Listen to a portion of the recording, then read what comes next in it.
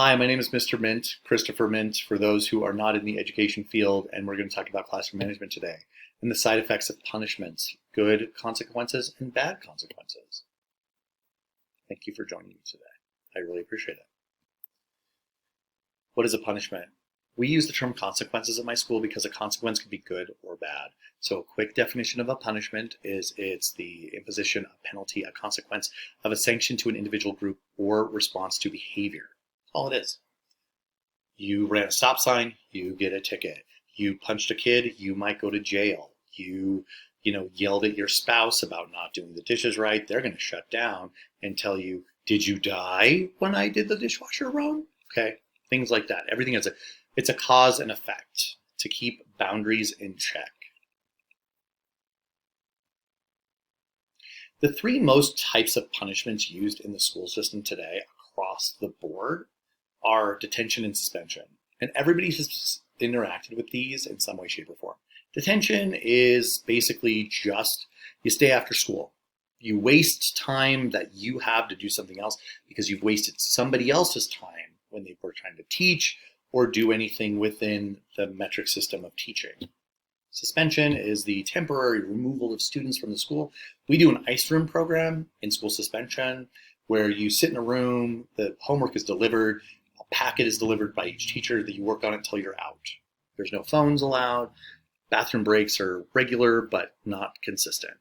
Parent meetings, emails, phone calls, text messages. I do all three. If they want to come see me one-on-one, I make sure there's another person with me. Just because I don't want anything misconstrued.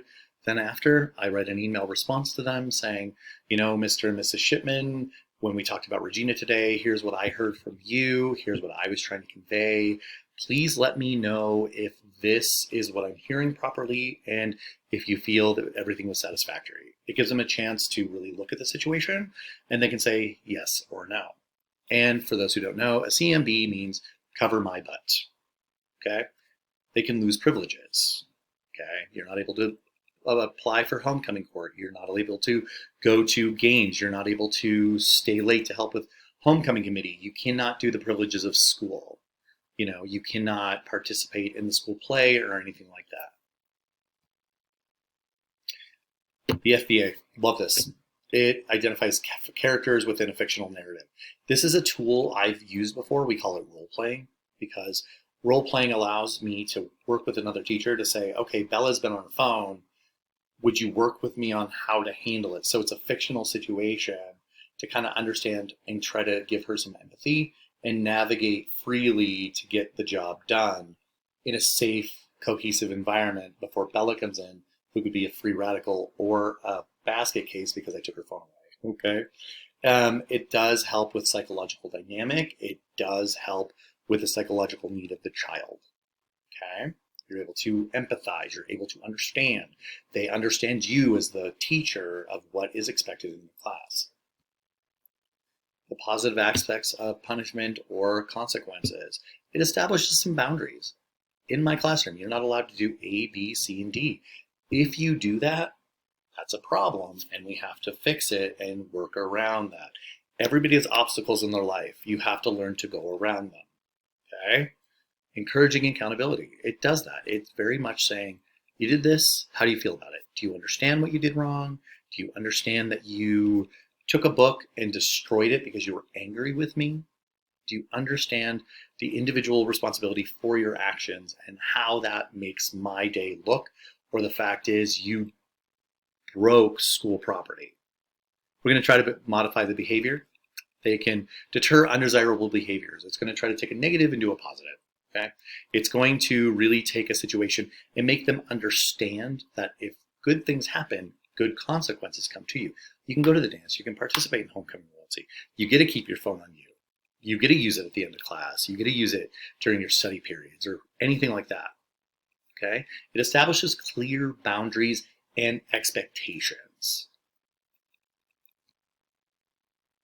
How to apply these positive punishments? You're going to create restorative justice. You're going to focus on repairing the harm caused by the behavior.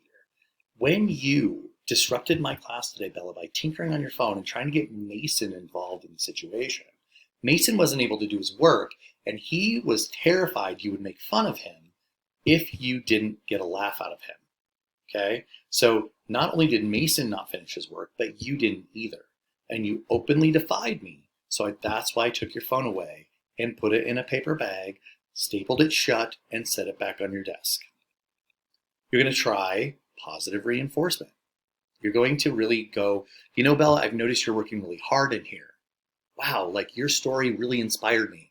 Or even something small. Like one of my students said the other day, Mr. Mint, you should watch Lucifer, the TV series. And I watched an episode. I came back and I said, you know, her name is Essence. And I said, you know, Essence, I really appreciate that. I really liked that show. You have a knack for picking out what I like to watch. So don't be surprised if I come to you more for a Netflix list. It's also a teaching opportunity for the teacher and the student. You're going to learn more about how the student functions and how the student plays their game or how their process of thinking is and their emotional leverage or their emotional resilience. It also allows the student to understand, from my standpoint, what is expected, that I'm not the villain in their story, that in chapter 4, they did not create me as their monster in the story, that I'm there to help them along. I'm an advocate for them, yes, but I'm also their mentor guide through whatever subject I'm teaching, which would be PE. Okay? You're going to effect of positive punishments, you're going to motivate them. You're going to positively enforce, boosts intrinsic motivation. It encourages individuals to repeat the desired behavior. Okay. It's also going to enhance self-esteem. You're going to tell them, man, you're doing so great. I've noticed change. I'm so proud of you. And when a student hears that from an adult of any kind, they really take it to heart and they start to build self-worth. You're taking the building blocks that they may not have, you're developing them, building their foundation so they have a stronger house. That's our job. Okay? Behavioral consistency. Okay. I've noticed for the past 5 weeks, all the kids have been working really hard right before spring break. On the short day today, on Wednesday, I'm bringing donuts for every class. I may not eat one because I'm a bodybuilder, but you guys get the maple bars from Town Talk Bakery, and they love it. Okay?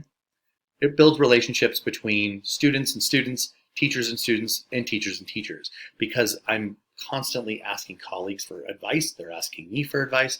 My students will come to me and trust me more because I'm not unfair.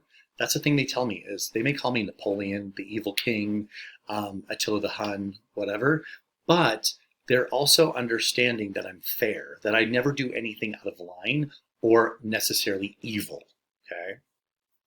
Unless it comes to grading. The negative types of punishment. I'm just going to quickly go over these. Detention, suspension, expulsion. Detention, I'm taking time from you because you took time from me.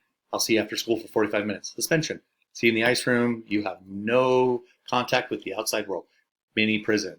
Okay, expulsion, you are no longer welcome here. You have caused so much damage and so many problems, we cannot accommodate you anymore, and we are not satisfied with what you're bringing to the table. It's essentially a breakup. Okay. The effects of negative punishments. Resentment or defiance. Kids are going to constantly do it. If you say the sky is blue, Tabitha might say it's not. It's gray today. Emotional distress. Digesting food becomes a problem. Sleep becomes a problem. They overthink it. It really wears them down. That's one of the problems of negative punishments. Or they make fun of you behind your back, which isn't fun either. Okay. Disengagement. They just kind of, and just apathetic. You don't want that. You don't want a kid who doesn't do anything. It also breaks down the relationship. The relationship and foundation you've been building, it puts cracks in the system. So if you try to build from that, the house is going to crumble. So they don't want to talk to you. You don't want to talk to them. You're agitated when you see them. Anything they do annoys you. You may not hate the kid, but you hate their actions. And their actions just bug you. It's like having a little sibling constantly just nagging you. How to turn a negative into a positive. Promote understanding. Okay? Explain the reasons behind the consequences. Okay? Just give them the tools to understand what you did and how your thought process was. Encourage reflection. How did that make you feel when so-and-so said this to you? How did you act the rest of the day? Were you able to engage with class? Were you overthinking that information? Or when I kicked you out of class or what have you? These are gross exaggerations. Provide support. I don't understand what you're going through, but I'm here for you if you need anything. Okay. One of my students lost a grandparent, and she just told me what was going on. I was like, I don't know what you're going through, but I'm here for you if you need anything. I don't cook, but I know people who do. Okay. Things like that. And then she found out my uncle passed away, and she was like, you know what? Let's do this. Let's be there for him. It's a two-way street. She was just so kind. Okay. Reinforce that positive behavior. Hey, you're doing great today. Oh, wow, you're really making strides to better yourself. You're really making me proud. Way to throw a ball. Something as easy as that. Thank you for bringing my coffee. Thank you for bringing the attendance down. You did that really quick. I didn't even notice you were gone. I like your shirt today. Our responsibility as teachers is to communicate consistently. Expectations, consequences, and the reasons for disciplinary actions. Okay? There's always a reason, but we have to explain. This isn't random. We teach. We don't throw things. Nothing we do is random or thrown or unplanned. Some kids don't understand our methods. It's our job to make them understand that. We have to be fair and consistent. Be fair all the time. What's good for the goose is good for the gander. I'm not going to treat a swimmer more favorably than a speech and debate athlete. And the individualized approach. Consider students' unique needs. Are they getting enough rest at home? Are they in a toxic environment? Are their parents abusive? Are they getting enough food at home? Are they in a constant state of adrenaline? Like, just kind of think about that and then bring that into play, okay? And judge accordingly. They may be acting out because all they get is negative attention, and that's all they're used to, okay? The conclusion, punishments play a crucial role, okay? It's a lot of the disciplinary and fostering of the environment, okay? That's all it is. It's really about just giving what we need to make what happens happen. Without the rabbit, we can't do the magic pulling out of the hat. So they are just as vital to our jobs as we are vital to their lives, okay? Thank you so much for coming today. I don't have tea and cookies, but I appreciate your time. Enjoy your weekend.